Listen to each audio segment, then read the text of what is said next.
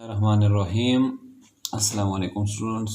आज के लेक्चर में हम डिस्कस करेंगे reduction of quadratic form into canonical form by orthogonal transformation.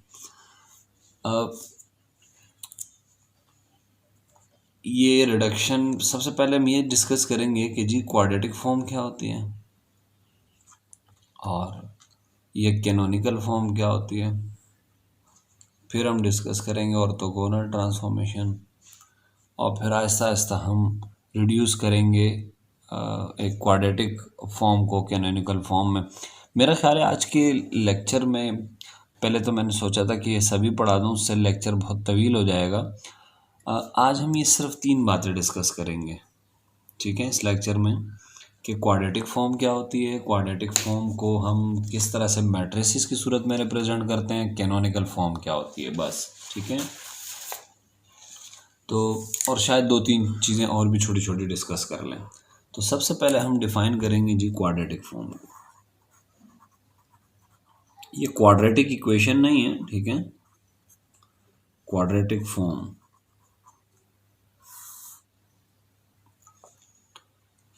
Quadratic form क्या है जी के a quadratic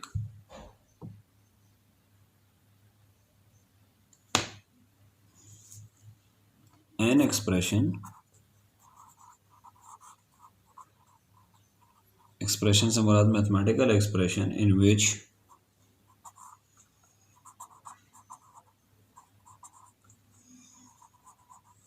all terms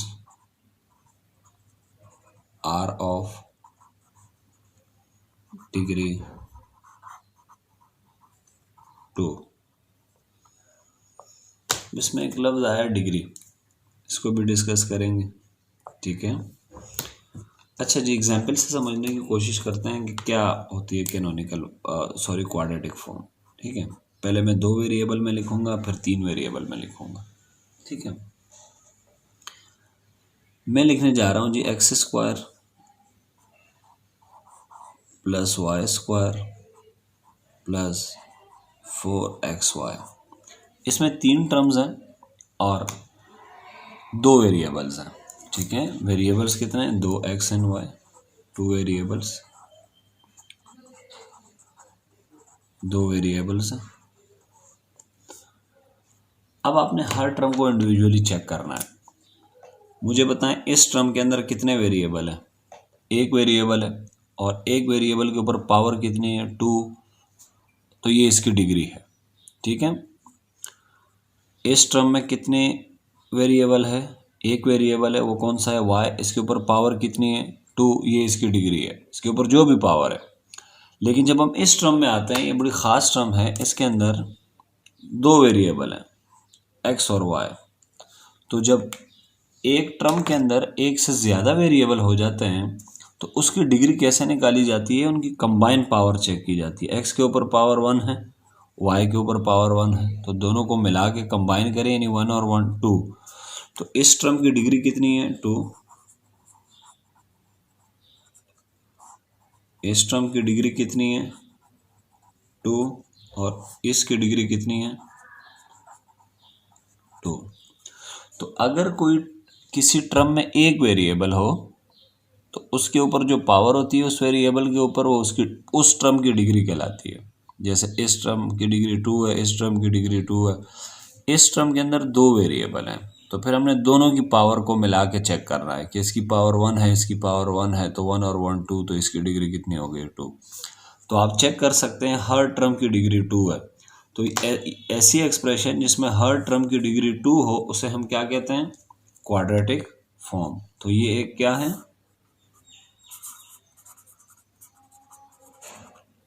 quadratic form है, ठीक है। एक और एग्जांपल लेते हैं क्वाड्रेटिक फॉर्म की, और अब हम एग्जांपल लेंगे 3 वेरिएबल्स के अंदर, ठीक है। Suppose 3x square plus 5y square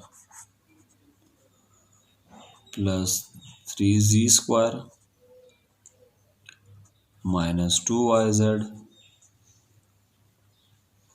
plus 2zx और माइनस 2xy। अब आपने हर टर्म की डिग्री चेक करनी है कि कितनी है। इस टर्म में एक ही वेरिएबल है, तो वेरिएबल के ऊपर पावर 2 है, तो इसकी डिग्री 2 है। ठीक है, तो इसकी डिग्री हो गई है 2। इसकी डिग्री, इस टर्म की डिग्री 2, इस टर्म की डिग्री भी 2 है, क्योंकि एक ही वेरिएबल है, उसके ऊपर पावर 2 है। लेकिन इस टर्म की डिग्री चेक करें, इसमें y भी है और z भी है, तो दोनों की मिला के पावर चेक करेंगे, 1 और 1 2, तो इसकी भी डिग्री 2 है। इसमें z और x है, दोनों की मिला के पावर 2 है, x और y दोनों की मिला के पावर 2 है, तो इसकी भी डिग्री 2 है। तो ये भी क्या है, एक क्वाड्रेटिक फॉर्म है। मगर ये क्वाड्रेटिक फॉर्म जो है ये 3 वेरिएबल्स में है। इसमें 3 वेरिएबल्स हैं, एक्स वाई जी। अच्छा, सम टाइम एक्स वाई जी यूज़ नहीं करते हैं, x1 x2 x3 ये भी यूज़ कर सकते हैं आप। ये क्वाड्रेटिक फॉर्म है इन 2 variables.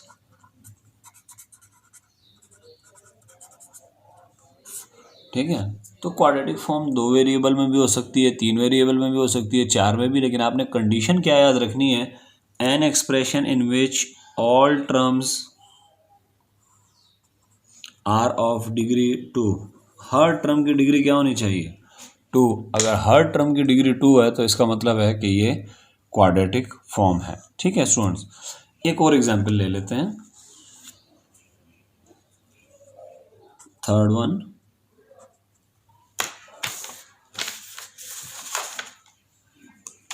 x1 square plus 2x2 square plus x3 square minus 2x1 x2 plus 3 x2 x3 और प्लस 5 x1 x3। अब आप इसमें देखें, इसमें एक ही वेरिएबल है x1, इसमें भी एक वेरिएबल है x1, इसमें भी एक वेरिएबल है x1। और इन जब एक ही वेरिएबल हो किसी टर्म में एक ही वेरिएबल हो तो उसकी डिग्री मालूम करने का आसान तरीका ये है कि आप उसकी पावर चेक करें। इसकी पावर 2 है, इसकी पावर 2 है 2, तो इन तीनों टर्म्स की डिग्री कितनी है, 2 है। ठीक है, इनकी डिग्री 2 है। अब इस टर्म में देखें 2 वेरिएबल है, x1 और x2, दोनों की मिला की पावर चेक करें, 1 और 1 2। इस तरह इन दोनों की मिला के पावर, इस तरह इन दोनों की मिला के पावर 2। इसका मतलब है ये भी क्या है, ये एक क्वाड्रेटिक फॉर्म है इन 3 वेरिएबल्स। ठीक है जी, तो ये तो क्वाड्रेटिक फॉर्म की हमने डेफिनेशन कर ली है। ठीक है, अब क्वाड्रेटिक फॉर्म को हम मैट्रिक्स फॉर्म में कैसे लिखते हैं, ठीक है, ये बड़ा इंटरेस्टिंग है। तो सेकंड जो है वो हमारे पास है matrix representation of quadratic form.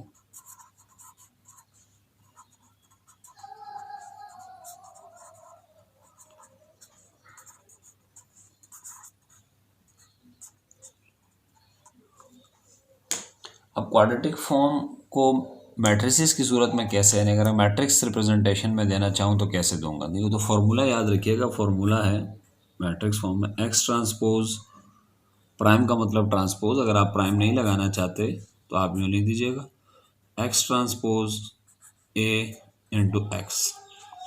ये क्या चीज़ है x transpose A into x, this is what matrix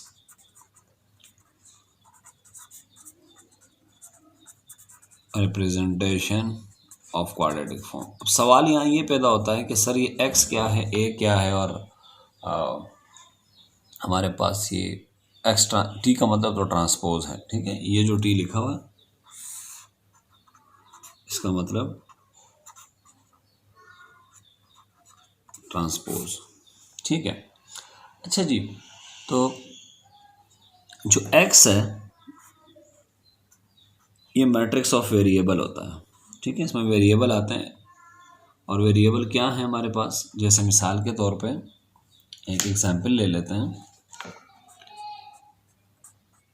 ताकि उससे हमें आसानी से समझ आ सके। ये एक क्वाड्रेटिक फॉर्म है। मैं चाह रहा हूँ कि मैं इस क्वाड्रेटिक फॉर्म को मैट्रिक्स की सूरत में लिख सकूं, मैट्रिसेस की सूरत में इसको रिप्रेजेंट करूं। तो वेरिएबल इसमें कौन सा है, एक्स और वाई। तो यहाँ वेरिएबल दो आएंगे, एक्स और वाई।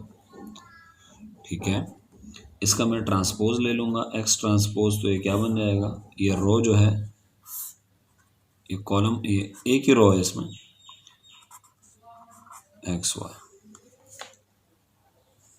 ठीक है, अच्छा जी। और जो ए है ये क्या है, ठीक है, इस ए को हमने देखना है कि ये क्या है। ये ए बड़ा इंटरेस्टिंग है, ठीक है, और इसको मालूम करने के तरीके भी दो हैं, ठीक है। तो वो हम देखेंगे कि इस ए को हम कैसे फाइंड करेंगे। अच्छा जी, ए जो है वो आप ऐसे फाइंड करेंगे, ये मैट्रिक्स लेंगे इस तरह, ठीक है, 2 बाई 2 का मैट्रिक्स बनेगा। अच्छा, अगर 2 वेरिएबल होंगे तो 2 बाई 2 का बनेगा, 3 वेरिएबल होंगे तो 3 बाई 3 का। तो 2 बाई 2 का एक मैट्रिक्स बनाने जा रहे हैं हम। अच्छा, आप ऊपर इस मैट्रिक्स से बाहर आप लिख दें इस तरह, पहले कॉलम के ऊपर एक्स, फिर दूसरे कॉलम के ऊपर वाई, इसी तरह नीचे लेफ्ट और राइट पे आप एक्स वाई लिख दें। ठीक है, यानी आप एक्स लिखें पहले कॉलम के ऊपर, वाई लिखें पहले कॉलम के ऊपर, फिर पहली रो के सामने एक्स लिख दें, फिर दूसरी रो के सामने वाई लिख दें। ठीक है, आप इनको मल्टीप्लाई करें, x into x, x square, और आपने यहाँ देखना है फिर कि एक्स स्क्वायर का कोएफिशिएंट क्या है, वो लिखना है आपने। ये हो जाएगा 1। एक्स वाई से मल्टीप्लाई होगा, क्या आएगा जी, एक्स वाई। ये आ रहा एक्स वाई। ठीक है, एक्स वाई का कोएफिशिएंट क्या है, 4। अच्छा, एक बात बड़ी इंटरेस्टिंग है जो आप लोगों ने याद रखनी है, डायगोनल के अलावा जितने भी एलिमेंट्स आएंगे उनको आपने 2 से डिवाइड करना है। जैसे मिसाल के तौर पे एक्स इंटू वाई क्या होता है, एक्स वाई, इसका कोएफिशिएंट है 4, 4 को 2 से डिवाइड करूंगा, ये आएगा 2। ठीक है, तो पहली रो हो गई। अब दूसरी रो पे आ जाते हैं, y इंटू एक्स, ये x इंटू वाई एक ही बात है, y इंटू एक्स, ये वाई एक्स, ये रहा 4 है, 4 के कोएफिशिएंट को 2 से डिवाइड करेंगे, ये 2 आएगा, हमेशा 2 से डिवाइड करना है। अच्छा, फिर ये y होगा, y से y into y, y square, y square का कोएफिशिएंट क्या है, 1, इसको 2 से डिवाइड नहीं करेंगे, डायगोनल के एलिमेंट्स को 2 से डिवाइड नहीं करते। ठीक है, तो ये a आ गया। ठीक है, तो अब हम ये मैट्रिक्स रिप्रेजेंटेशन है इसमें पुट कर देते हैं, एक्स ट्रांसपोज ए एक्स।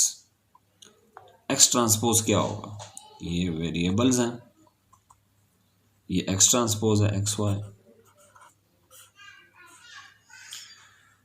फिर आएगा जी ये मैट्रिक्स 1 2 2 1, ये मैट्रिक्स ए है। ठीक है, और फिर उसके बाद आएगा, देखिए एक्स ट्रांसपोज ये रहा, फिर ए, और फिर एक्स, एक्स ये रहा, एक्स वाई। ये आपने क्या कर लिया है,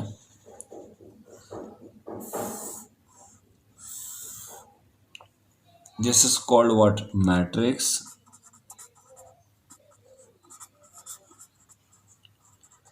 रिप्रेजेंटेशन ऑफ क्वाड्रेटिक फॉर्म, यानी ये वाली क्वाड्रेटिक फॉर्म, इसको मैंने मैट्रिक्स रिप्रेजेंटेशन में लिख दिया। लेकिन इसमें 2 वेरिएबल्स हैं। ठीक है, और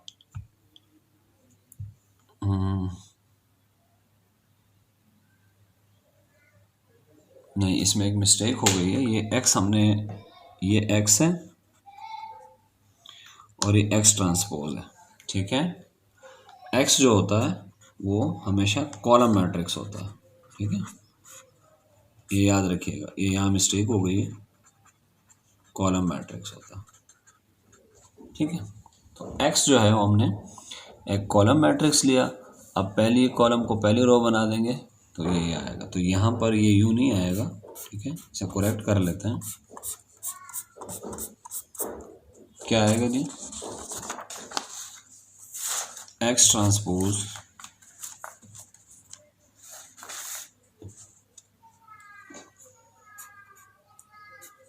ए एक्स एक्स आपका हमेशा याद रखिएगा कॉलम मैट्रिक्स होता है, इसका आपने लेना है ट्रांसपोज। ए आप फाइंड कर चुके हैं 1 2 2 1, और एक्स आपका होता है कॉलम मैट्रिक्स। ठीक है, तो ये एक्स ट्रांसपोज, अभी मैंने टी लगाया, ट्रांसपोज मैंने लिया नहीं है, मैं ट्रांसपोज लूंगा तो ये क्या बन जाएगा, यस।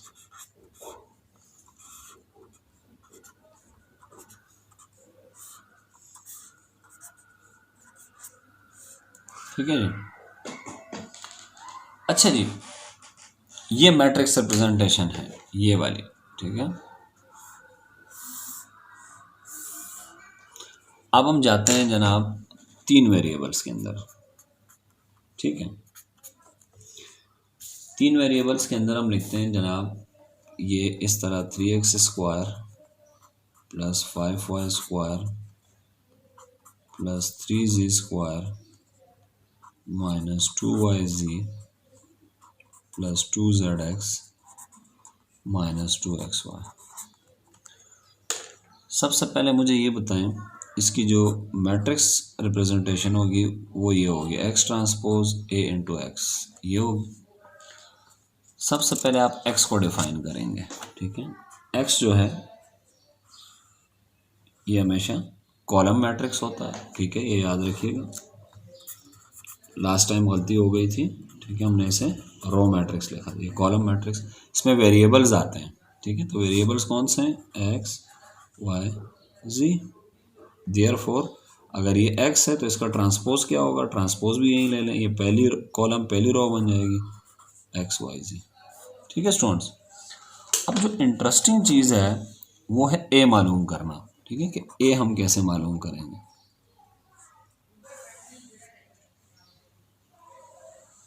ठीक है, ए मालूम करने के लिए क्या करेंगे आप, पहले कॉलम के ऊपर x लिखेंगे, दूसरे कॉलम के ऊपर y लिखेंगे और ये z।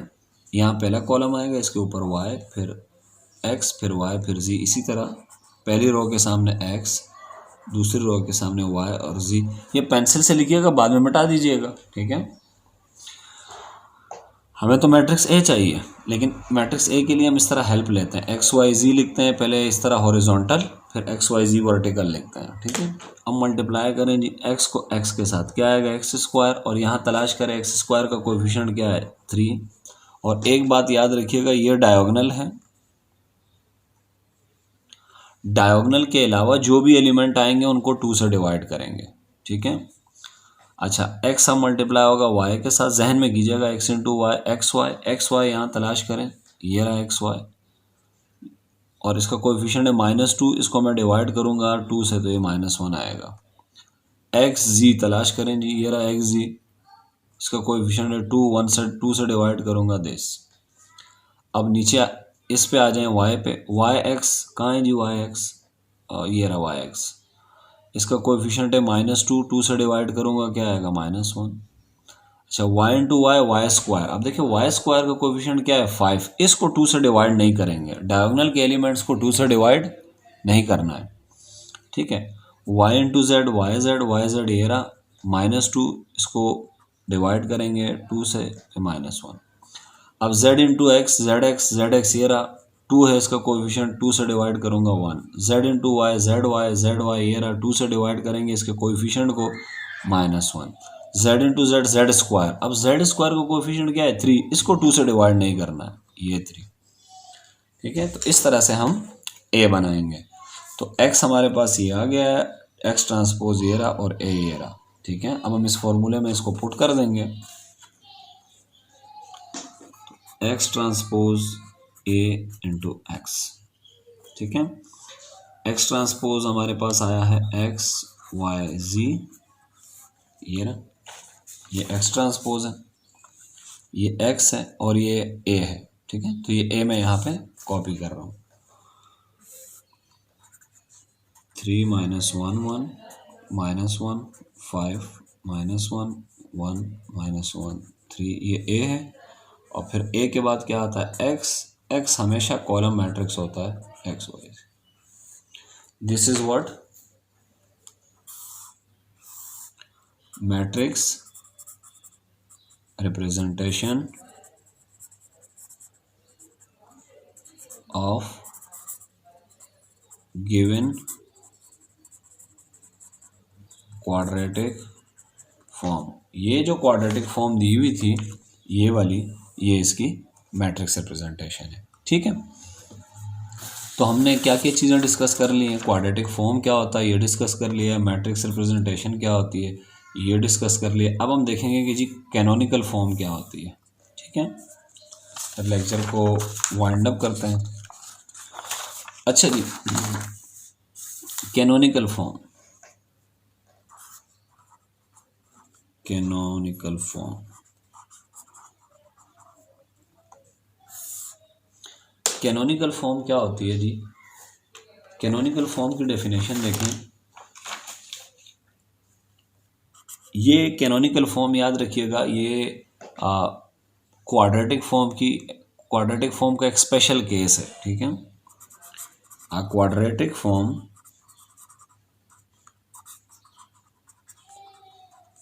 is called canonical form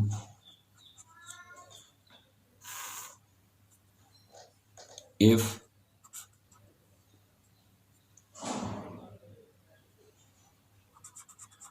all the terms are square terms, are only square terms। ठीक है, एक कैनोनिकल फॉर्म, एक क्वाड्रेटिक फॉर्म को हम कैनोनिकल फॉर्म उस वक्त कहेंगे जब उसमें सिर्फ स्क्वायर टर्म्स होंगे। अब इसकी मिसाल समझते हैं। ठीक है, ये देखें, ये क्वाड्रेटिक फॉर्म है। ठीक है, इसमें से अगर मैं ये टर्म्स हटा दूं, ये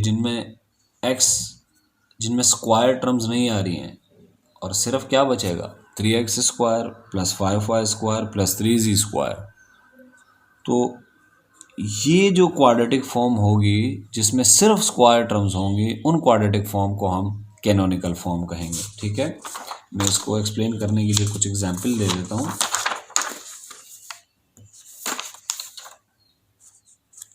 देखें, अगर कोई शख्स आपसे कहे कि क्या ये क्वाड्रेटिक फॉर्म है या नहीं, तो आपने क्या जवाब देंगे। मिसाल के तौर पे किसी ने आपसे पूछा x square plus Y square, तो क्वाड्रेटिक फॉर्म की ज़रा डेफिनेशन जहन में लाइए। क्वाड्रेटिक फॉर्म एक ऐसी एक्सप्रेशन होती है जिसमें हर टर्म की डिग्री 2 होती है। तो इसमें देखें x है, इसके ऊपर पावर 2 है, तो इसकी डिग्री 2 है, इसकी भी डिग्री 2 है। ये क्वाड्रेटिक फॉर्म है, मगर ये बड़े स्पेशल किस्म का क्वाड्रेटिक फॉर्म है। और वो स्पेशल किस्म का क्वाड्रेटिक फॉर्म क्यों है? क्योंकि इसमें सिर्फ स्क्वायर टर्म्स हैं।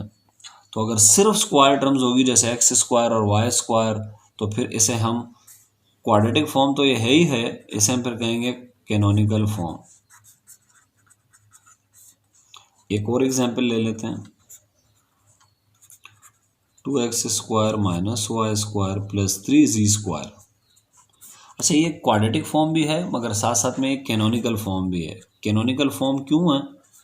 क्योंकि कैनोनिकल फॉर्म में सिर्फ और सिर्फ स्क्वायर टर्म्स होती हैं। तो एक बात आपने बड़े गौर से सुननी है, वो ये है कि कैनोनिकल फॉर्म दर हकीकत क्वाड्रेटिक फॉर्म ही होती है। A quadratic form is called canonical form if all the terms are only square terms. अगर सिर्फ स्क्वायर टर्म्स होंगी तो फिर ऐसी क्वाड्रेटिक फॉर्म को हम क्या कहेंगे? कैनोनिकल फॉर्म कहेंगे। अच्छा, अगर आपसे कोई कहे कि ये कैनोनिकल फॉर्म है X square plus Y square plus Z square plus 2xy plus 2xz plus 2yz, अगर कोई कहे कि ये क्वाड्रेटिक फॉर्म है या नहीं, तो हम कहेंगे जी बिल्कुल है। देखें, इस टर्म की डिग्री 2 है, 2 है, 2 है। और इस टर्म की डिग्री मालूम करने का तरीका मैंने आप लोग को बताया था, कंबाइन पावर चेक करेंगे। ठीक है, डिग्री 2 है, यहाँ भी 1 और 1 डिग्री 2 है, 1 और 1 क्या होते हैं 2। तो ये क्वाड्रेटिक फॉर्म है। ठीक है, this is quadratic form QF। But क्या ये कैनोनिकल फॉर्म है? नहीं, क्योंकि कैनोनिकल फॉर्म के लिए शर्त यह है कि उसमें सिर्फ स्क्वायर वाली टर्म्स होनी चाहिए, उसमें ये प्रोडक्ट वाली टर्म्स नहीं होनी चाहिए, ये एक्स वाई एक्स जी और वाई इज ये जो मल्टीप्लाई हो रहे हैं ना, ये रकमें नहीं होनी चाहिए, ठीक है। तो this is quadratic form but not canonical form, ठीक है। तो आज हमने देख लिया है इस लेक्चर में कि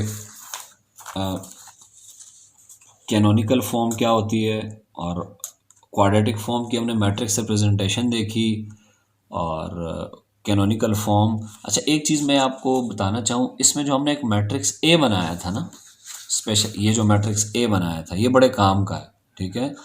इसी मैट्रिक्स ए को हम यूज़ करेंगे किसी भी क्वाड्रेटिक फॉर्म को कैनोनिकल फॉर्म में कन्वर्ट करने के लिए। तो नेक्स्ट लेक्चर में हम ये देखेंगे कि क्वाड्रेटिक फॉर्म अगर आपको दी हुई हो तो उसको कैनोनिकल फॉर्म में कैसे रिड्यूस करेंगे, ठीक है। और रिड्यूस करने के लिए हम एक ट्रांसफॉर्मेशन यूज़ करेंगे, क्योंकि जब आप किसी चीज़ को रिड्यूस करते हैं तो ट्रांसफॉर्मेशन तो चाहिए कोई ना कोई, ठीक है। तो हम ऑर्थोगोनल ट्रांसफॉर्मेशन यूज़ करेंगे, इस पर हम नेक्स्ट लेक्चर में गुफ्तगू करेंगे। लेकिन इस वक्त आप लोग के ये कॉन्सेप्ट क्लियर होने चाहिए कि क्वाड्रेटिक फॉर्म क्या होती है, कैनोनिकल फॉर्म क्या होती है, और उसको मैट्रिक्स रिप्रेजेंटेशन कैसे होती है क्वाड्रेटिक फॉर्म की, ठीक है। और स्पेशली ये जो मैट्रिक्स ए है ये कैसे बनता है, ठीक है। तो आज के लिए इतना ही काफ़ी है, ठीक है। लेक्चर को यहीं एंड करते हैं। नेक्स्ट लेक्चर तक अल्लाह हाफिज़ व नासिर।